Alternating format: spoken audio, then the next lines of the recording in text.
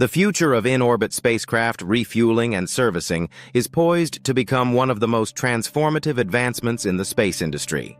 As more satellites and spacecraft are launched into orbit, the need for sustainable and long-term operations becomes increasingly critical. Traditional spacecraft are designed with a finite operational lifespan, dictated largely by the availability of onboard fuel and the reliability of their components. Once they deplete their fuel or suffer a malfunction, these satellites become space debris, even if they are otherwise functional. This limitation significantly impacts the efficiency, cost-effectiveness, and environmental sustainability of space missions. In-orbit servicing and refueling technologies aim to solve this by extending mission lifespans, enhancing operational flexibility, and enabling a new era of reusable and upgradable space assets. In-orbit refueling involves transferring propellant from one spacecraft to another in the vacuum of space.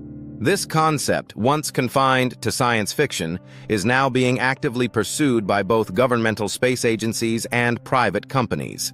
The technical challenges are immense. Spacecraft must align precisely while traveling at thousands of kilometers per hour, connect fuel lines in a zero-gravity, vacuum environment, and handle highly volatile propellants with utmost precision. Despite these challenges, several successful demonstrations have proven the viability of this concept. NASA's robotic refueling mission, conducted aboard the International Space Station, demonstrated techniques for transferring cryogenic and pressurized fluids between simulated spacecraft. The Defense Advanced Research Projects Agency, DARPA, and commercial firms like Northrop Grumman and Orbit Fab are also investing heavily in these capabilities. Orbit Fab, for instance, is developing a fuel depot system for low Earth orbit, dubbed Gas Stations in Space, that aims to provide standardized refueling ports and tankers for commercial and governmental customers. Their RAFT, Rapidly Attachable Fluid Transfer Interface, refueling port, is designed to become an industry standard, allowing future spacecraft to refuel without custom adapters or retrofits. These depots will enable spacecraft to extend their missions beyond initial design parameters, adjust orbits for mission changes, and even undertake entirely new roles after their primary missions are complete. On the servicing side, advancements are being made in robotic arms, autonomous navigation, and modular spacecraft design. Spacecraft servicing includes tasks such as repairing malfunctioning components, replacing outdated hardware, upgrading sensors or communication systems, and even relocating satellites to different orbits. Northrop Grumman's Mission Extension Vehicle, MEV, is a notable success in this field. MEV-1 successfully docked with a commercial communications satellite in 2020 and extended its life by several years by taking over its propulsion and navigation functions. MEV-2 followed with a similar mission. These milestones underscore the feasibility and commercial value of servicing missions. The evolution of modular spacecraft design complements in-orbit servicing. Satellites built with replaceable parts or standard docking interfaces can be upgraded or repaired more easily. NASA's OSAM-1 on-orbit servicing, assembly, and manufacturing mission is a prime example, aiming to refuel a government satellite and demonstrate assembly of large structures in space.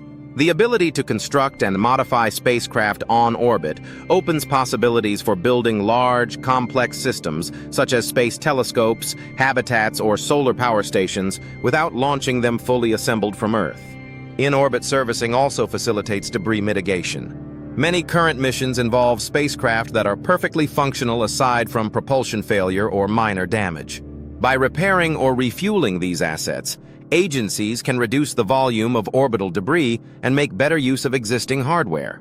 Furthermore, servicing spacecraft can deorbit defunct satellites safely, contributing to long-term orbital sustainability. Refueling and servicing will play a critical role in deep space missions as well. Missions to Mars or beyond require vehicles with long-duration capabilities. Instead of launching massive tanks of fuel from Earth, missions could refuel at depots in cislunar space or on the Moon, leveraging resources extracted from lunar regolith or asteroids. This approach is aligned with the principles of in-situ resource utilization, ESRU, where local resources are converted into usable materials like water or propellant. Combined with robotic servicing technologies, this could enable long-duration missions with flexible timelines and reduced launch mass.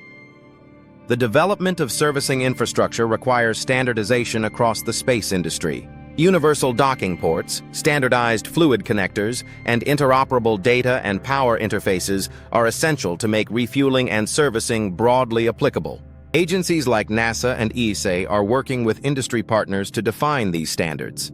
The adoption of such standards will pave the way for a plug-and-play space ecosystem where spacecraft from different manufacturers can interact seamlessly. One of the most exciting prospects is the potential for servicing-enabled commercial platforms.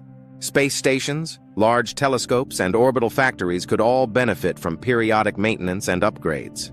This would shift the paradigm from disposable space assets to long-term, maintainable infrastructure, akin to terrestrial utilities and transportation networks.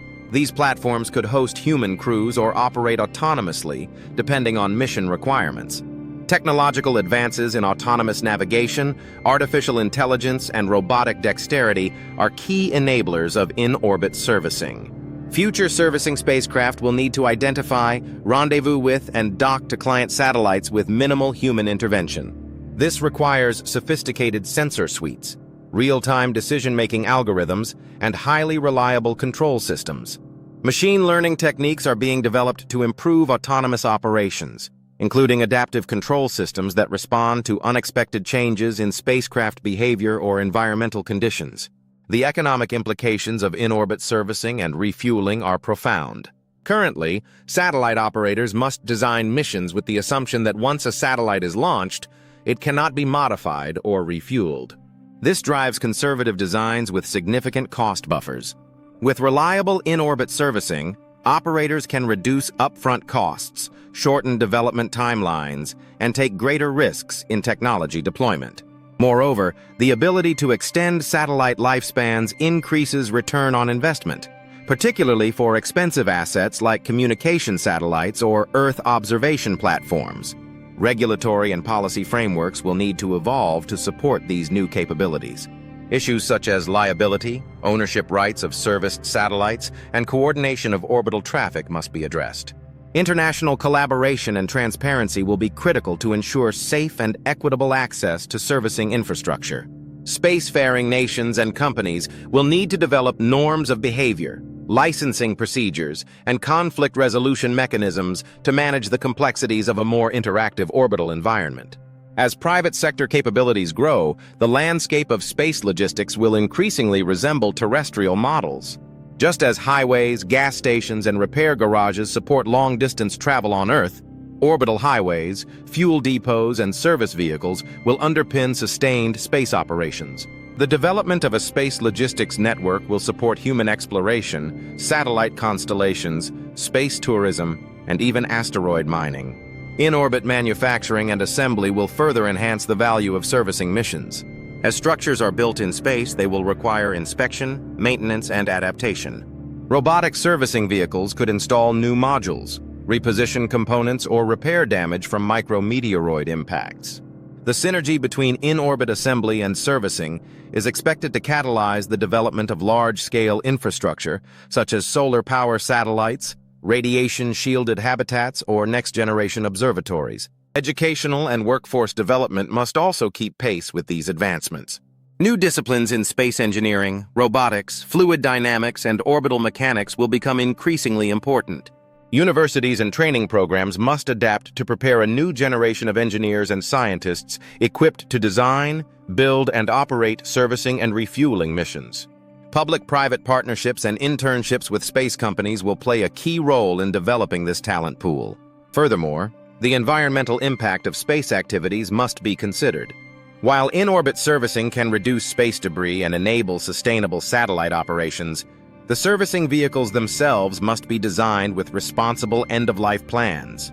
This includes the ability to deorbit, relocate to graveyard orbits, or be refueled and reused for future missions.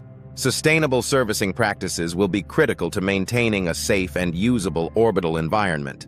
Looking ahead, the convergence of robotics, AI, propulsion, and modular design will transform space operations into a dynamic, service-based economy. Satellites will no longer be static tools launched for single-purpose missions, but will evolve into adaptive platforms that change and grow with technological advances.